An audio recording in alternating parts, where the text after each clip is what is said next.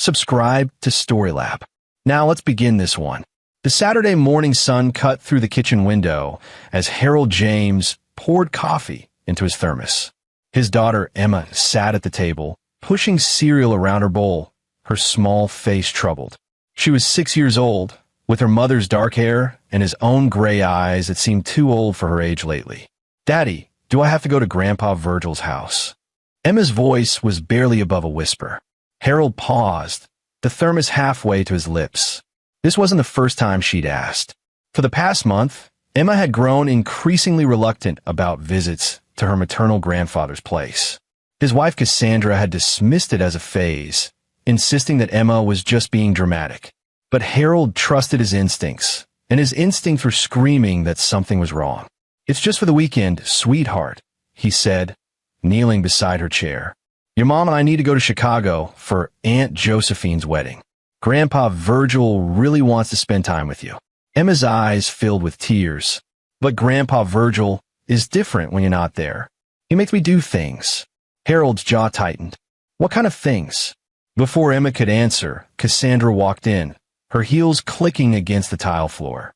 She was dressed for travel, her makeup perfect, her expression impatient. "Harold, we need to leave in 20 minutes. Emma, stop being difficult. Your grandfather loves you." "Cass, she's trying to tell us something. She's 6 years old and doesn't want to leave her toys for a weekend. Every child does this." Cassandra's tone left no room for argument. She'd been raised by Virgil Murphy, a man who demanded respect and obedience, and she'd inherited his inability to tolerate what she perceived as weakness.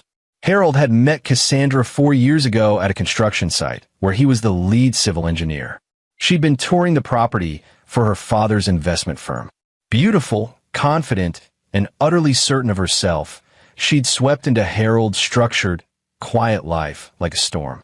They'd married within a year, and Emma had arrived 10 months later. But lately, Harold had begun to see cracks in the facade of their perfect family.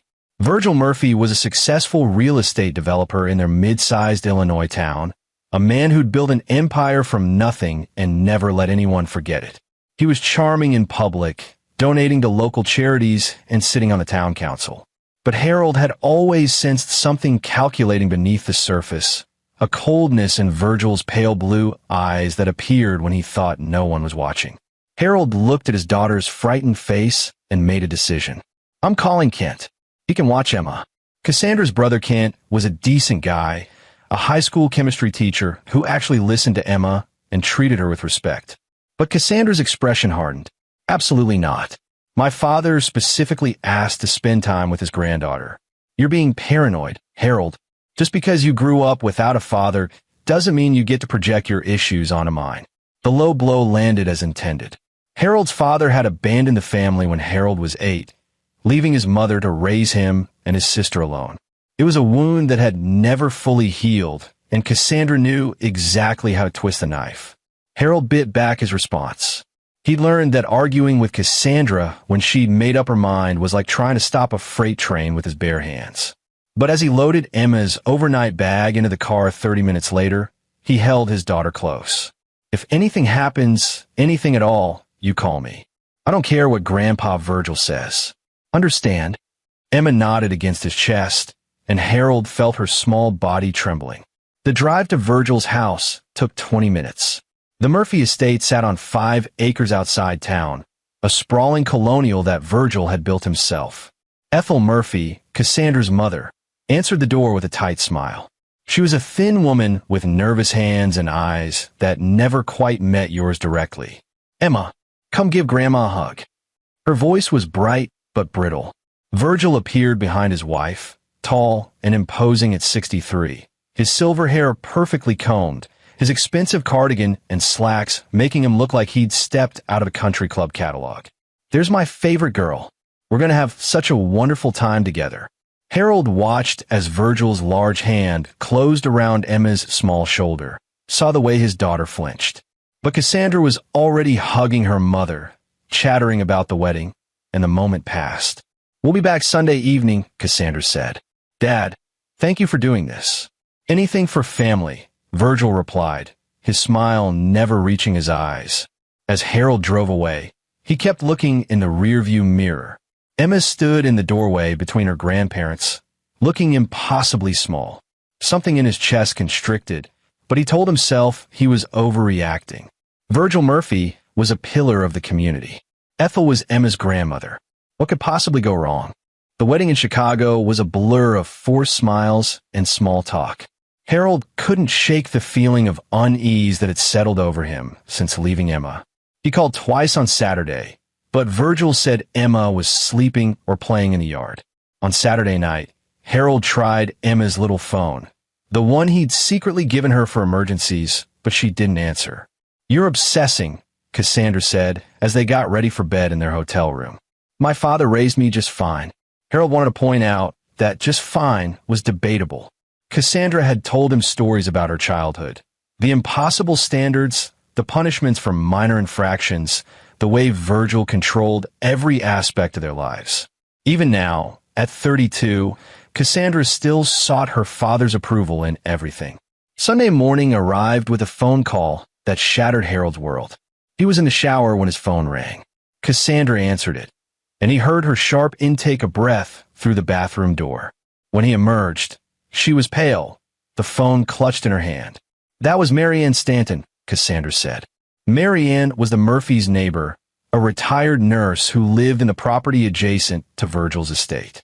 She says Emma's been standing at the upstairs window since midnight. She's holding a sign that says, "Help me, please." Harold felt his blood turn to ice. What? Mary Ann didn't want to call Dad directly because she knows how he gets about interference, but she's concerned. She tried calling the house, but no one answered. Harold was already grabbing his keys, his overnight bag forgotten. "We're leaving. Now." "Harold, wait. Maybe there's an explanation. Your daughter is asking for help." Harold's voice cracked. "I knew something was wrong. I knew it, and I'll let you talk me out of listening to my gut." The drive back should have taken 3 hours. Harold made it in 90 minutes, pushing his truck to 90 miles per hour on the interstate, his hands white-knuckled on the steering wheel. Cassandra tried calling her father's house repeatedly. No answer. She tried her mother's cell. Nothing. She called Kent, but he was on a hiking trip with no cell service. When they finally pulled up to the Murphy estate, Harold noticed immediately that something was wrong. The front door was ajar. Virgil's car was in the driveway, but Ethel's was gone. And in the upstairs window, just as Mary Ann had described, he could see Emma's small silhouette. Harold didn't wait. He bolted from the truck and took the porch steps 2 at a time. The front door swung open under his hand, revealing the foyer. The house was silent, too silent. The air felt thick with something Harold couldn't name, something wrong that made his skin crawl. "Emma," he shouted, his voice echoing through the Colonial's high ceilings. He heard a crash from upstairs, then Virgil's voice, sharp with anger. "You stay in that room until you learn to keep your mouth shut." Harold's vision went red. He hit the stairs at a run, Cassandra behind him calling for him to wait, to calm down, to think rationally. But rational thought had abandoned him. His daughter needed him.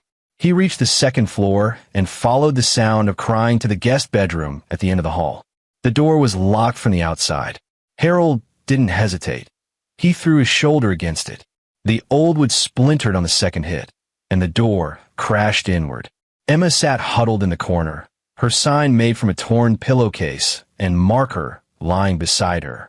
Her face was blotchy from hours of crying, her pajamas dirty. But it was her eyes that destroyed Harold. They held a fear and knowledge that no 6-year-old should possess. "Daddy!" She launched herself at him, and Harold caught her, holding her so tight he was afraid he might hurt her. She was shaking, her small body racked with sobs. Virgil appeared in the doorway, his face flushed with anger. "This is family business, Harold. You had no right to break into my home." "Where's your wife?" Harold demanded, still holding Emma. Ethel had a headache. She went to stay with her sister.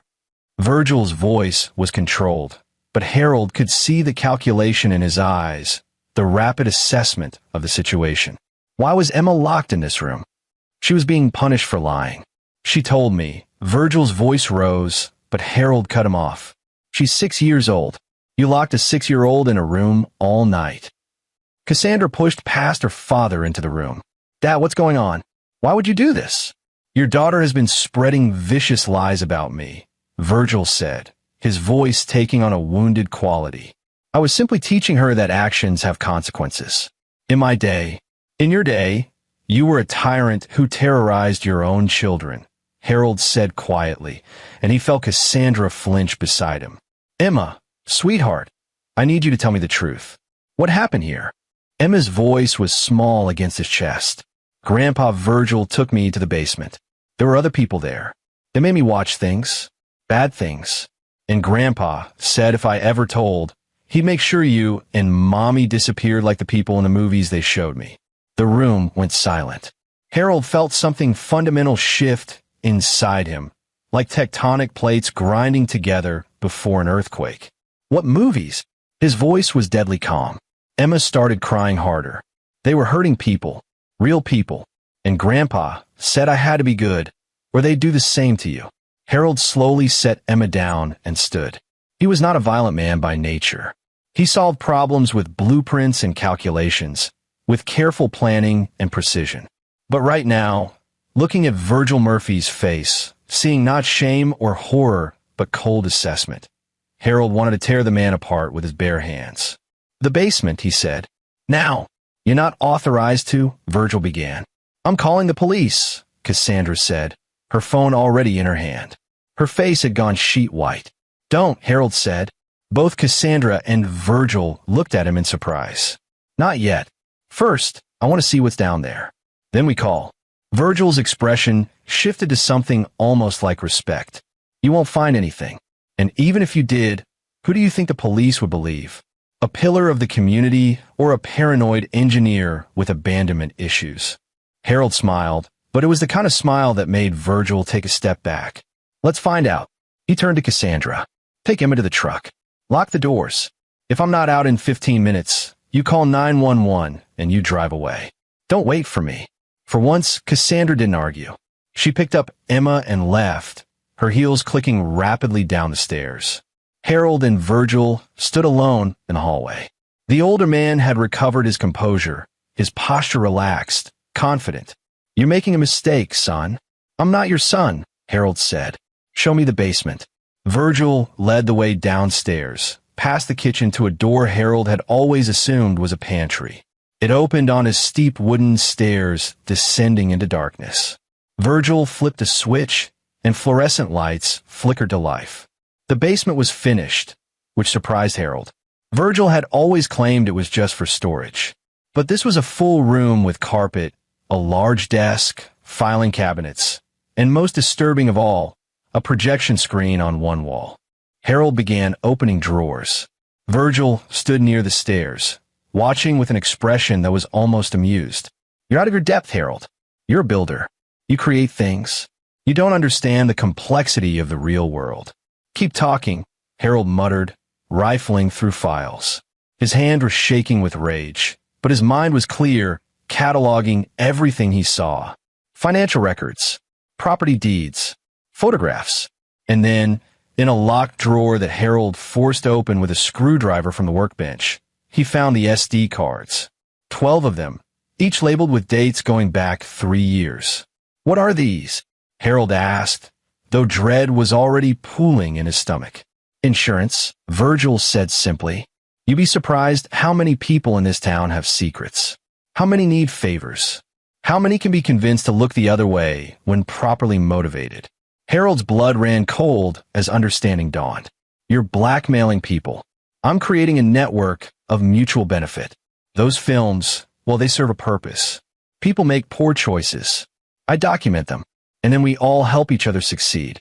Virgil's voice was matter of fact, as if he were explaining a business strategy. And you brought my daughter down here? You showed her. Harold couldn't finish the sentence.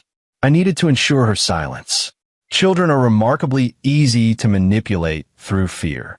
A few carefully selected clips, some creative storytelling, and Emma would never have said a word. Virgil shrugged. Unfortunately, children are also unpredictable. Hence the sign. Harold pocketed the SD cards and turned to face his father-in-law. Every muscle in his body screamed to attack, to make this man hurt the way he'd hurt Emma. But that wasn't who Harold was. Violence solved nothing. And more importantly, Virgil was right about one thing. He had power in this town. A direct confrontation would end badly. "I'm taking these," Harold said, holding up the cards. "And we're leaving. If you try to stop us, I'll destroy you." Virgil laughed, a genuine sound of amusement. "With what? Those cards? Harold, you don't even know what's on them. And even if you did, half the police force is in my pocket. The mayor, the district attorney, 3 judges. All of them owe me favors. You could go to the FBI, I suppose, but by the time they investigated, evidence would disappear, witnesses would recant, and you'd look like a mentally unstable man making wild accusations against a respected community leader." "Then I won't go to the authorities," Harold said quietly. "I'll handle this myself." Something flickered in Virgil's eyes. Uncertainty, perhaps, or maybe recognition. He was looking at Harold differently now, seeing something he hadn't expected. "You're not a killer, son. You're not built for this kind of war." "You're right," Harold agreed. "I'm not a killer. I'm an engineer, and I'm very, very good at making things collapse." He climbed the stairs without looking back. Virgil called after him. Something about making a grave mistake, about not understanding who he was dealing with, but Harold tuned it out. His mind was already working, analyzing the problem from every angle, constructing a solution. By the time he reached the truck, he had the skeleton of a plan. Cassandra sat in the driver's seat, Emma in her lap, both of them crying. When Harold opened the door, his wife looked at him with devastated eyes. "Is it true what Emma said?" "Yes." Harold climbed in and gently took Emma from her mother's arms. "We're going home, and then I'm going to fix this." "Ow!" Cassandra's voice broke. "He's my father, Harold. He's God. What did he do? What did he make her see? I don't know yet, but I'm going to find out, and I'm going to make sure he never hurts anyone again."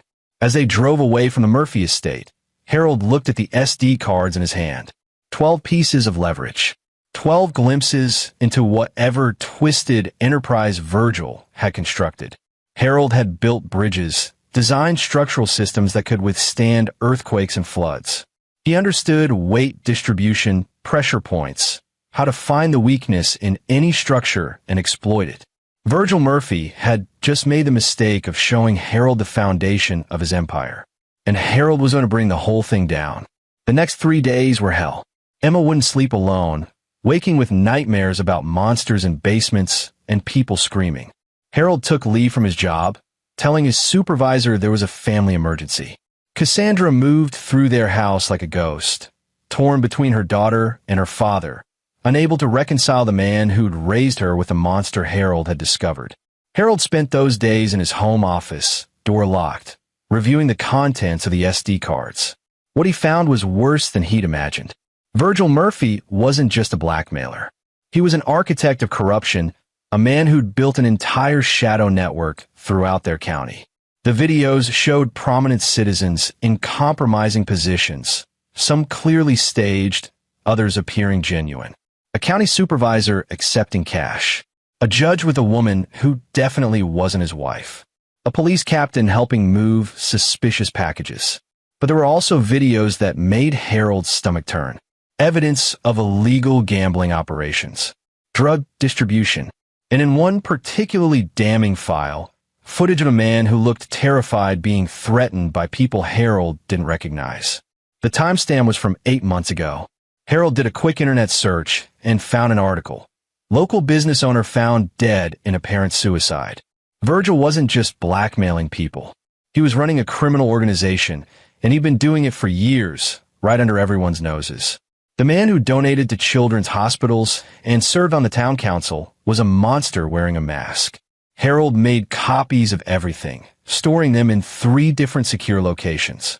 Then he began the real work, mapping Virgil's network. Every person in the videos, every connection, every transaction he could trace through the financial documents he'd also taken from the basement. On the 4th day, there was a knock at Harold's door. He opened it to find Preston Hogan standing on his porch. Preston was a detective with the state police, not local, a crucial distinction. He was in his mid-40s, with the kind of weathered face that came from seeing too much of humanity's dark side. Harold had never met him before, but he recognized the badge. Mr. James? I'm Detective Hogan. I'd like to talk to you about some allegations that have been made against Virgil Murphy. Harold's heart raced, but he kept his expression neutral. What kind of allegations? May I come in? Harold hesitated, then stepped aside. Preston entered, his sharp eyes taking in everything. The home office visible through a doorway, the bags under Harold's eyes, the tension in the house. They sat in the living room.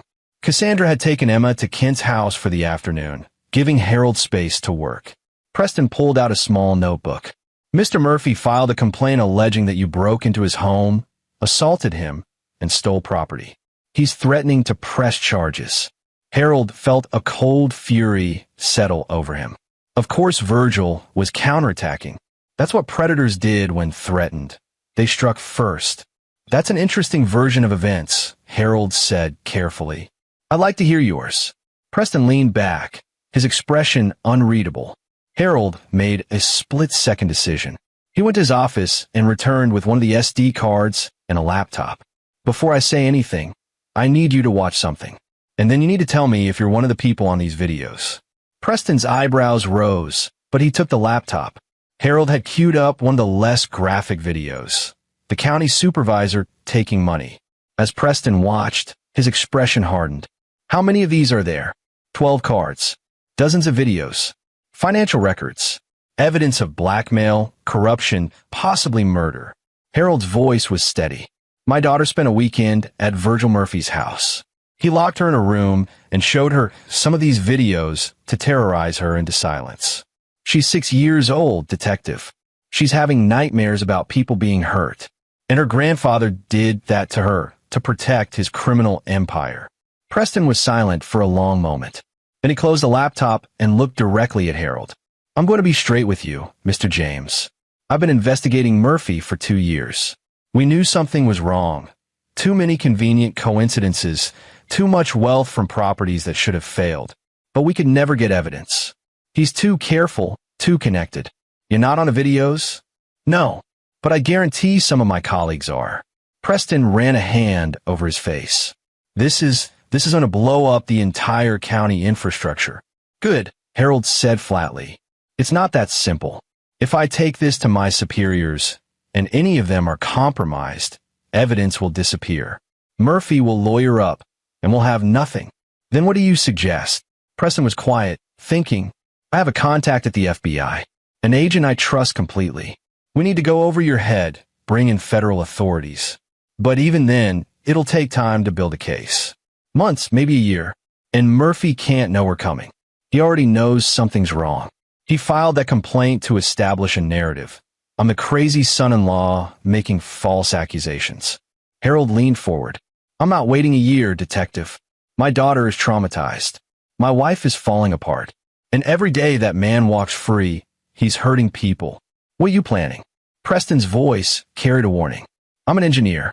I'm going to solve a structural problem. Mr. James, Harold, I understand you're angry. But if you do something illegal, you'll go to jail, and Murphy will still be free. Let me handle this the right way. Harold met the detective's eyes. You do it your way. I'll do it mine. And maybe between the two of us, we'll actually get justice. Preston stood conflicted. I can't condone vigilante justice. Then don't. Just take these files and build your case. I'll make sure you have time to do it. After Preston left with copies of the files, Harold returned to his office. He'd been honest with the detective. He wasn't planning murder or anything directly violent. That wasn't his style, and it wouldn't work anyway. Virgil had too many protections, too many people invested in keeping him safe. But every structure had a weak point. Every network had nodes that, if removed, would cause cascading failure. Harold just needed to find them and apply pressure in exactly the right places. He pulled up the files again and began to work. First, he needed to identify who in Virgil's network could be flipped. Not the people completely corrupted, but those who'd made one mistake, who were being blackmailed rather than willingly participating. Those were the weak points. Second, he needed leverage of his own. Information Virgil didn't know Harold had. Connections Virgil couldn't predict. And third, he needed to understand exactly what Virgil valued most. Because if Harold was going to destroy him, he needed to do it in a way that hurt worst. By midnight, Harold had identified his first target, Bradley Wagoner, the owner of a local construction company. Bradley appeared in one video, drunk at what looked like an illegal poker game. It was minor compared to the other crimes, but Virgil was using it to force Bradley to bid low on projects, undercutting competitors, and feeding Virgil's real estate empire. Harold picked up his phone and made a call. Bradley Wagoner's office was a trailer at his construction yard, cluttered with blueprints and coffee cups. When Harold arrived the next morning, Bradley looked exhausted, his eyes bloodshot, his hands shaking slightly as he shook Harold's hand. "You said this was about Virgil Murphy," Bradley said, closing the door behind them. "What do you want?" Harold laid it out simply. He showed Bradley the video, watched the man's face crumble with shame. Then he offered a deal. "I don't care about the poker game," Harold said. "I care about Murphy.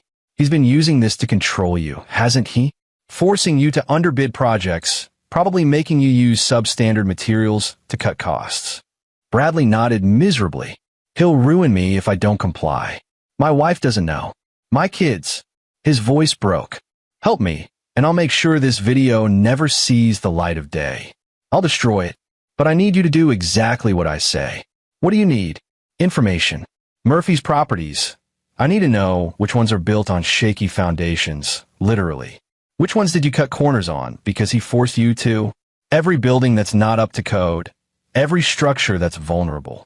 Bradley's eyes widened. "You're going to get people killed. I'm going to evacuate them first," Harold assured him. "I'm not a monster. But Murphy's empire is built on real estate. If those properties fail, if they're condemned, his cash flow collapses. His network depends on money to function. Cut off the money, and the whole thing falls apart." It took Bradley 30 minutes to lay out the full extent of the damage. 6 properties with serious structural issues. For that, violated fire codes. 2 that were built on improperly filled wetlands and were slowly sinking. Virgil had been running a scheme for years: buy cheap land, build quick and dirty using Bradley's company, flip them for profit or rent them out. The buildings looked fine on the surface, but they were disasters waiting to happen. "He made me do it," Bradley said quietly. "I'm a good builder. I've never cut corners before Murphy." "You're going to fix that," Harold said. "You're going to file reports with the county inspector, anonymous reports about safety concerns.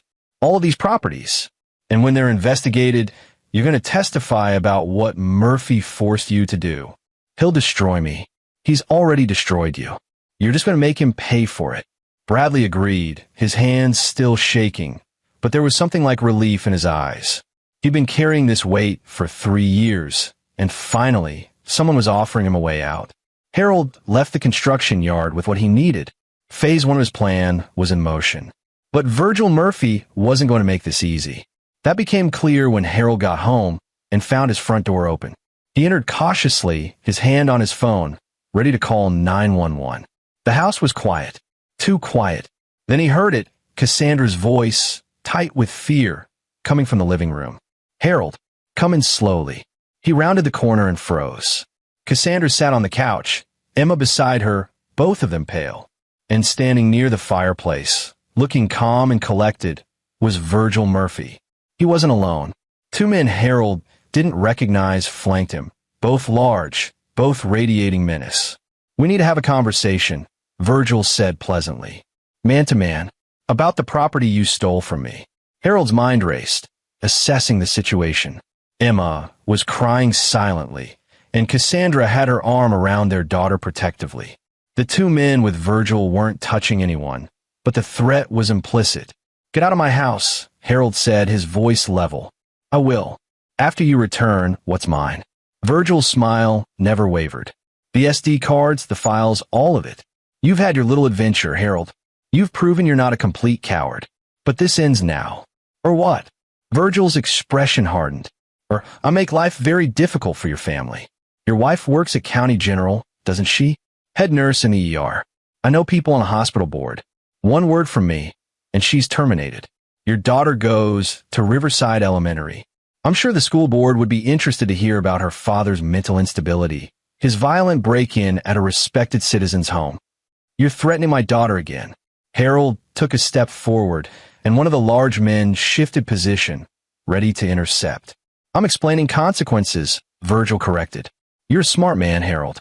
Smart enough to know when you're outmatched. Give me back my property, apologize, and we can all move forward. Harold looked at his wife and daughter, at their terrified faces, and something inside him hardened into diamond-sharp clarity. Virgil thought this was about dominance, about power and control. He didn't understand that he'd already lost. No, Harold said simply. Virgil's eyes widened slightly. Excuse me? I said no. You're not getting the files back. You're not getting the videos. And you're definitely not threatening my family again. Harold pulled out his phone. See, while you were breaking into my house, Detective Preston Hogan was delivering copies of everything to the FBI. They're building a RICO case against you right now. It was a bluff. Preston had the files, but Harold had no idea how far along any investigation was. But he saw uncertainty flicker across Virgil's face. Even so, it'll take them months to build a case. And in that time, all of your properties are going to be condemned for safety violations. Your cash flow will dry up. The people you're blackmailing will realize you can't protect them anymore, and they'll turn on you to save themselves. Your entire network will collapse like a house of cards. One of the large men looked at Virgil, waiting for instructions. The older man's composure was cracking, his face reddening. You think you can threaten me? In my own town? It's not your town, Harold said. It never was. You just convinced everyone it was. But you made a mistake, Virgil. You went after my daughter. You thought that would make me comply. Instead, you show me exactly who you are. And now I'm going to make sure everyone else sees it too. Virgil stepped closer, his voice dropping to a dangerous whisper. I will bury you. Try. Harold met his eyes without flinching. But understand this. I've already documented everything. The files are in 3 secure locations. If anything happens to me or my family, anything at all, they automatically get released to the media, the FBI, and every law enforcement agency in the state. You touch us, and you guarantee your own destruction. It was another bluff, but a convincing one. Harold had indeed made multiple copies, though the automatic release was fictional. Still, Virgil didn't know that. The standoff lasted an eternal moment. Then Virgil laughed, bitter and sharp. You don't know what you started. Yes, I do. I've started the end of your empire. Virgil turned and walked toward the door, his men following. At the threshold, he looked back. This isn't over, Harold. Not even close. I'm counting on it. After they left, Cassandra dissolved into tears, clutching Emma. Harold locked all the doors and windows, then called Preston Hogan. Murphy just threatened my family at gunpoint, he said when the detective answered. Are you okay? Did you call? I handled it. But he's going to escalate. How fast can the FBI move? Preston sighed. I'm meeting with my contact tomorrow. But Harold, a case like this, it's complex. It could be months before. I don't have months. Speed up your timeline, or I'm going public with everything. That would jeopardize the investigation. That's your problem. I'm protecting my family. Harold hung up and turned to face Cassandra. Pack bags for you and Emma. You're staying at Kent's until this is over. What about you? I'm finishing this. Cassandra stood, wiping her eyes. She looked at Harold with an expression he'd never seen before, something between fear and awe. He's my father. No, Harold said gently. He's a criminal who happens to share your DNA. There's a difference. She nodded slowly. What are you going to do? Whatever it takes. The next week was a carefully orchestrated demolition. Harold worked 18-hour days, moving pieces across his mental chessboard with precision. Bradley Wagoner filed the safety complaints, triggering county inspections of Virgil's properties. 3 buildings were immediately condemned when inspectors discovered structural issues. 2 more were flagged for serious code violations. The local newspaper ran a front-page story. Questions raised about Murphy properties. But Harold didn't stop there.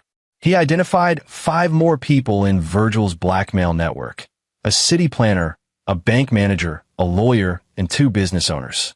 He approached each one individually, offered them the same deal he'd given Bradley: cooperate, and their secrets stayed buried. Not all of them agreed. The lawyer, a man named Arnold Sweeney, told Harold to go to hell and immediately called Virgil. Harold had expected that. Arnold was too far gone, too complicit in Virgil's crimes to ever flip. But the others agreed. Slowly, carefully, Harold built his own network, one based not on fear, but on mutual liberation. Each person he freed from Virgil's control gave him more information, more leverage. The city planner, Kelvin Stevenson, revealed that Virgil had been getting zoning variances through bribery. Harold passed that information to Preston, who passed it to the FBI.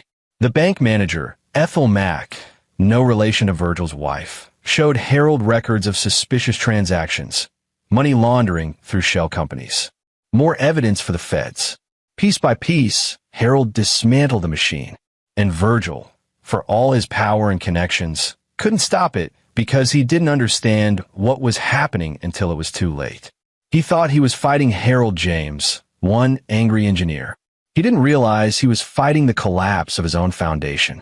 2 weeks after the confrontation at Harold's house, Virgil's main office building, a 10-story structure in downtown, failed a surprise fire inspection. The entire building was evacuated, and tenants were told they couldn't return until costly renovations were completed. It was a financial disaster, tying up millions in capital that Virgil needed to maintain his operations.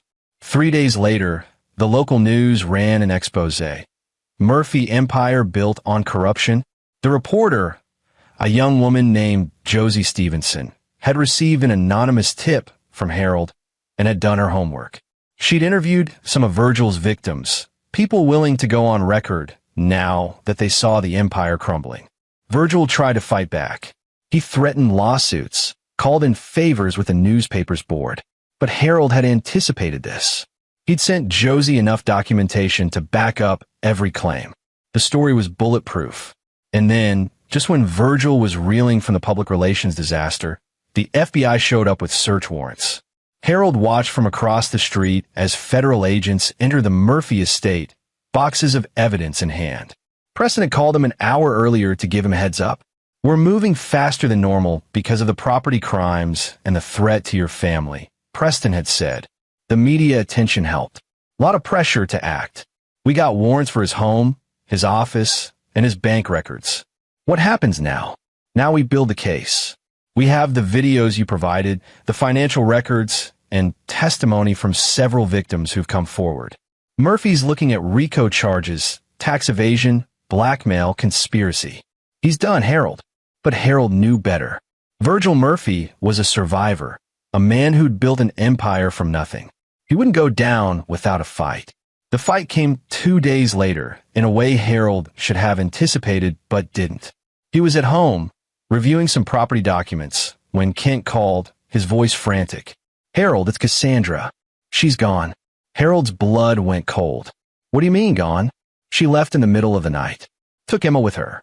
I thought she was just going for a drive, but she's not answering her phone." "Harold, I think she went to see her father." Harold was in his truck and moving before Kent finished the sentence. He knew exactly where Cassandra had gone. Back to the Murphy estate. Back to the man who'd raised her, who'd twisted her understanding of love and loyalty until she couldn't tell the difference between the two. He drove too fast, his mind racing through scenarios. Virgil had been backed into a corner. Cornered animals were dangerous. If he thought he could use Cassandra and Emma as bargaining chips to force Harold to recant everything, the Murphy estate came into view, and Harold's worst fears were confirmed. Cassandra's car was in the driveway, and standing on the front porch, holding Emma's hand, was Virgil Murphy. Harold parked and approached slowly. Virgil smiled, but it was the smile of a man with nothing left to lose. "I knew you'd come," Virgil called out. "You're predictable, Harold. That's always been your weakness." "Let them go, Virgil." "Why would I do that? They're family. My daughter or my granddaughter. They belong here with me." Emma was crying, trying to pull away from Virgil's grip, but the old man held firm. Cassandra stood in the doorway behind them, her face a mask of confusion and pain. "Dad, please," she said. "You're scaring Emma." "I'm protecting her," Virgil snapped. "From him, from his lies and his vendetta. Can't you see what he's doing? He's trying to destroy our family, Cassandra. Everything I've built, everything I've done, has been for you, for our family." Harold kept his hands visible, non-threatening. "Cassandra, You know that's not true. You've seen the videos. You know what he did to Emma. She's confused, Virgil said quickly. Children make mistakes. They misunderstand. Stop it. Cassandra's voice cracked like a whip. Just stop lying, Dad. I've spent my entire life making excuses for you, telling myself that your harshness was love, that your control was protection. But Harold's right. You're not protecting anyone. You're protecting yourself. Virgil's expression darkened. You're turning against me? Your own father? You turned against me the moment you hurt my daughter. Cassandra stepped forward, her voice stronger now. Let her go. Now. Or what? You'll leave? You'll choose him over me? Virgil's voice rose, and Harold saw the mask finally cracking completely, revealing the desperate, frightened man beneath. I built an empire. I gave you everything. You gave me nightmares and trust issues, Cassandra said quietly. You gave me a father I was always afraid of disappointing. And now you've given my daughter the same fear. She held out her hand. Emma, come to mommy. Virgil's grip tightened, and Emma cried out in pain. That was the moment Harold moved. He covered the distance between them in 3 strides, his hand closing around Virgil's wrist with controlled force. Let go of my daughter. For a moment, they were locked together, 2 men fighting for different futures. Then Virgil released Emma, and Cassandra scooped her up, backing away. Virgil and Harold stood face to face. The older man looked diminished somehow, as if the removal of his mask had physically shrunk him. You've destroyed me, Virgil said quietly. Everything I worked for, everything I built. Gone. You destroyed yourself, Harold replied. You just couldn't see it. Your empire was built on fear and lies. It was always going to collapse. I just accelerated the timeline. And what now? You think you've won? I think my daughter is safe. That's all I wanted. Virgil laughed, hollow and bitter. Safe? In this world? There's no such thing, Harold. You'll spend the rest of your life looking over your shoulder, wondering if someone from my network will come for revenge. You think destroying me ends this? No, Harold admitted. But it ends you. And that's enough. Police cars were pulling up the driveway. Preston had arrived with backup. Virgil looked at the approaching officers, at the FBI agents who'd been searching his home, and something in him finally broke. I did it for her, he said, so quietly that only Harold could hear. Everything. The money, the power, the control. I grew up with nothing, Harold. I swore my daughter would never know that poverty, that helplessness. And I succeeded. I gave Cassandra everything. Except the ability to trust, Harold said. Except peace. Except the knowledge that her father loved her more than he loved his empire. Virgil had no answer to that. As the police approached, he straightened his shoulders, the mask sliding back into place one final time. I'll fight this. I have lawyers, resources. You have nothing, Harold interrupted. Your properties are condemned. Your network has turned on you. The FBI has enough evidence to put you away for the rest of your life. It's over. And it was. They arrested Virgil Murphy that afternoon on multiple charges. The house of cards he'd spent decades building collapsed in a matter of weeks. The people he'd blackmailed came forward in droves once they realized they were free, testimony piling up until the prosecution had enough evidence for 50 different cases. The trial wouldn't happen for months, but Harold knew the outcome was inevitable. Virgil Murphy was finished. 3 months later, Harold sat in his backyard, watching Emma play on her swing set. She still had nightmares sometimes, but they were getting less frequent. She was in therapy, working through what she'd seen and experienced, and slowly, she was healing. Cassandra joined him, 2 cups of coffee in her hands. She'd filed for divorce from her mother's maiden name, determined to distance herself from the Murphy legacy. Ethel had moved to Vermont to stay with her sister, unable to face the shame of her husband's crimes. Preston called, Cassandra said, sitting beside Harold. The FBI is adding more charges. Money laundering, racketeering, conspiracy. They're talking about 20 years minimum. Harold nodded. Good. I should feel something, Cassandra admitted. Sad, angry, relieved. But I just feel empty, like I spent my whole life believing in something that never existed. Harold took her hand. You believed in a version of your father that you needed to survive your childhood. That's not weakness. That's adaptation. When did you get so wise? When I realized that destroying Virgil wasn't about revenge. It was about protection, about making sure Emma and every other person he hurt could finally be safe. They sat in comfortable silence, watching their daughter play. Emma laughed as she swung higher, her face bright with simple joy. It was a sound Harold had worried he'd never hear again. Preston had told him that several other victims of Virgil's network were pressing charges as well. The city planner, the business owners, even some people Harold hadn't known about. The investigation had uncovered a network far larger than anyone had realized, tentacles reaching into 3 counties, decades of corruption and abuse. Bradley Wagoner called too, Cassandra said. He wanted to thank you. Said he's rebuilding his business the right way now. He sounded happy. He's free, Harold said simply. Like us. Harold looked at his wife, at the woman who'd found the courage to stand up to the man who'd terrorized her entire life, and smiled. Yeah, like us. The sun was setting, painting the sky in shades of orange and gold. Emma called for them to watch her do a trick on the swing, and they both stood, walking over to applaud her acrobatics. Later that night, after Emma was asleep, Harold sat in his office one final time, looking at the files he'd kept, copies of everything that had brought down Virgil Murphy's empire. Tomorrow, he'd destroy them. Preston had everything the FBI needed. The courts had their evidence. There was no reason to keep holding onto this darkness. But tonight, he allowed himself a moment of satisfaction. He'd gone up against a powerful man who'd hurt his daughter, and he'd won. Not through violence, not through becoming the monster he was fighting, but through patience, intelligence, and the systematic dismantling of everything Virgil held dear. He'd done it the engineer's way, finding the weak points, applying pressure in exactly the right places, and watching the structure collapse under its own weight. Virgil Murphy had called him predictable, said he was out of his depth. But in the end, it was Virgil who hadn't understood what he was facing. He thought he was dealing with an angry father, easy to intimidate or control. He'd never realized he was dealing with a man who understood exactly how to make empires fall. Harold closed the files and turned off his computer. Tomorrow would bring new challenges. Emma's continued therapy, rebuilding his marriage, helping the other victims find peace.